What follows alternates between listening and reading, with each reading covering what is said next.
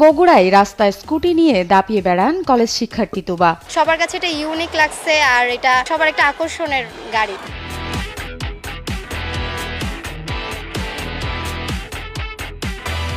10 টাকার চার্জে 40 kilometre মাইলেজের scooter নিয়ে ঘুরে বেড়ান শহরের এক প্রান্ত থেকে আরেক প্রান্তে। 40 কিলোর মধ্যে যতটুকু জায়গায় যাওয়া যায় আমি সব জায়গায় যাই। বগুড়া সরকারি আজিজুল হক কলেজের ৩য় বর্ষের শিক্ষার্থী তাওহিদা তাহসিন তুবা। সহজে বহনযোগ্য ও সাশ্রয়ী হওয়ায় ইলেকট্রিক স্কুটারকে নিজের বাহন হিসেবে বেছে নিয়েছেন তিনি। মোটরসাইকেল বা স্কুটি হলে তো এক জায়গায় রাখা লাগতো, এটা রাখা লাগে না। প্লাস হচ্ছে যে এটা আমি হাতে করে ফোল্ডিং করে নিয়ে যেখানে যাচ্ছি ওখানে রেখে দিই। স্কুটারটির সামনের চাকা একটু বড় হলেও পেছনের চাকাটি তুলনামূলক কিছুটা ছোট। দুই চাকার মাঝে থাকা পা রাখার জায়গায় দাঁড়িয়ে লম্বা হাতল দিয়ে নিয়ন্ত্রণ করা যায় স্কুটারটি। এটার নাম হচ্ছে ইলেকট্রিক স্কুটার আর এটা শিখতে আমি একাই শিখছি। পিকআপ আর ব্রেকটা আগেই বুঝে নিছিলাম।